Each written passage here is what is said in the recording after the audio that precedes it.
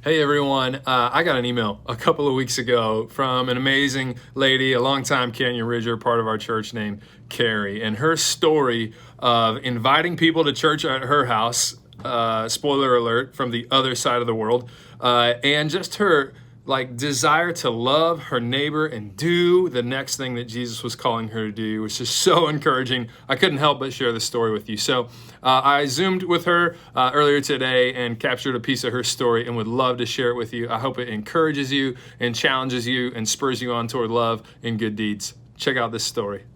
Well, like since we've been so isolated here, not being able to meet at church and stuff, I've got this family of kids that I've been sponsoring for the last 14 years over in Uganda, and they're in the same situation. And I talk to them, and their churches are closed as well. So starting around Easter, like I knew that they were kind of just stuck at home like we were, and Easter was a little weird not going to church for us. So I just started sending them the link that morning, and I would just send them the invitation and email it over and just go, hey, you guys want to go to church with me? And all of them were like, yeah. So they jumped on, and it was cute because I could see on YouTube where they would comment that they were watching from you guys. I'm like, right, my kids are here. So we watched it, we got to go to church together, like from the other side of the world. So, it was Sunday night there and it was Sunday morning here, but we went to church together. And like, I remember after the first time I sent it, like my one son, Henry, afterwards, he messaged me and he was like, Mom, don't forget me next week. So I was like, no, it'll be our thing. We'll always go to church together. So every week I get up in the morning and I've got my, alarm set, and I start sending it like the link to each one of them. And I've like sent it to like 15 of them. So it's been really meaningful to them because they were kind of isolated, but we're all doing it together. And so they've been loving it. And that it has become our thing. We do it together, but from the other side of the world. So how many kids are you connected with? You said 15 or so?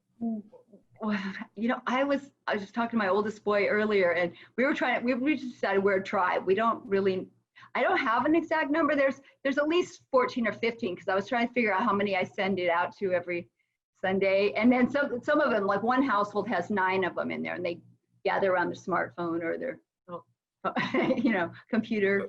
So they want you to know that you have church members in Uganda, and they're going to continue coming, which is what I love too. That's awesome. It's a pretty cool picture of unity and the power of what God has said in the scripture to speak to all people in all times and all places in some pretty cool ways.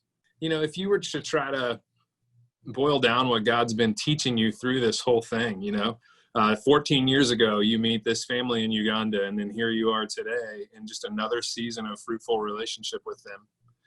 What are some of the things you're learning even in the midst of a challenging season?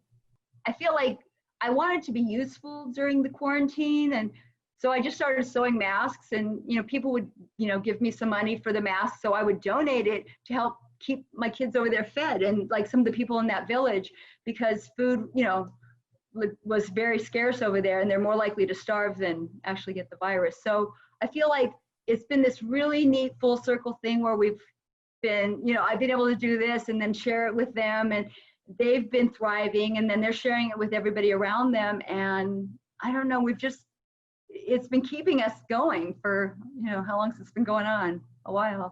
Yeah. And that is awesome. That is super cool. Well, listen, I know that you've been a longtime member of Canyon Ridge, right? You've been around since the Cimarron Memorial Days. Is that what you said? Yeah. That's awesome. The gymnasium. Yeah, right?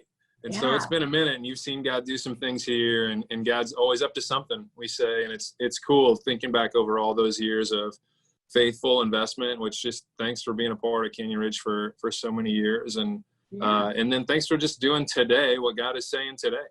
Yeah. And how he's, like you said, knitting your hearts together in some really fresh and cool ways that would have been really hard to imagine in 2006 when you first met, right? Oh yeah, I had no idea that any of that was going to happen. I would never have predicted any of it, but it has been really wonderful to see and to experience. And they keep me they keep my eyes fixed on the good stuff, because sometimes I kind of get distracted here, and they just remind me all the time. So they think I'm helping them, but they're helping me. Yeah. That's crazy, right? Church at my house in Africa. Awesome. In fact, they connected her with another cousin of theirs in New York, and she's watching along with now. And it's Awesome. Just when we do what God says. Listen, we know that stories like this help fill us up and keep us going in the direction of Jesus. And so please, please, please keep telling stories. You can send them to stories@canyonridge.org, and maybe we'll feature one of your stories soon, or at least share those with some people around you, or here on the blog to spur one another on. We can make each other stronger. God has great things in mind. He's always up to something. Let's remind each other as we tell some great stories.